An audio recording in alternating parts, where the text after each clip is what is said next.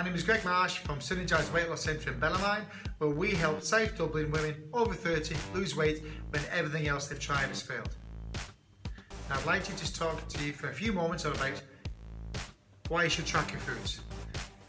I'm going to go through the different types of food tracking, okay, and the benefits and the pros and cons. So, why do we track foods? Well, what I've learned is that people lie. They guesstimate.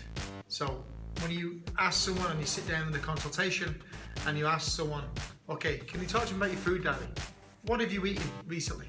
They'll always tell you the best things, they'll never tell you the real things. So what I found is when you're actually writing things down, is you're able to write down the amounts, you're able to record the foods, you're able to put down what treats did you have, what cheats, okay? And we find out in much more detail and a much more honest approach as to where a person is on their weight loss journey. This way, that when I coach them, I am able to coach them much more efficiently because I can say, okay, well, let's change this and let's add this in. This is much more realistic.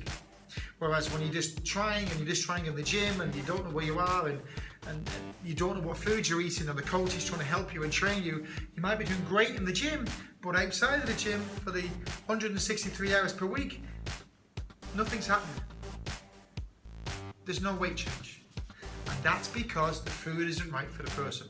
Therefore, with a food track, or you track your foods with a food diary or a food logger, we are more able to find out what is it that person needs for their nutrition. So, there are a couple of ways of doing this. The first thing you can do is you can do a handwritten food diary, okay? And I have done this before. We have gotten my clients and members to handwrite their food diaries out.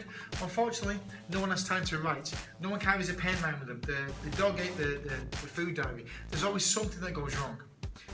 However, what we can do is we can use a food tracker such as MyFitnessPal, okay, which is free. You just download it to your phone. And the reason why I like this tracker is because you've always got your phone on you.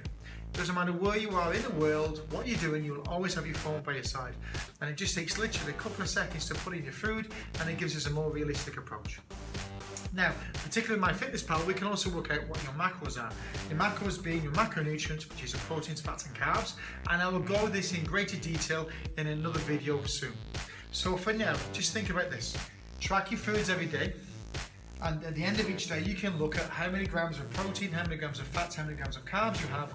And next week, when I do the next video, you'll be able to relate back to this and you'll be able to see what you need to change. Okay? And just one more thing to look at when we're tracking foods, and the reason why we want to use a food tracker, because it will tell you how many calories you're eating. And calories is the first thing on the hierarchy of weight loss as far as we're concerned. There are other nutrients like macros, micros and supplements, but for now I just want you to focus on inputting your foods into your food tracker, seeing how many calories a day you're eating, and having a little play around with different nutrients with your proteins, fats and carbs. But for now we're just going to track calories and start from there, okay? My name is Gregg Marsh, Synergise Weight Loss Centre, and see you next time.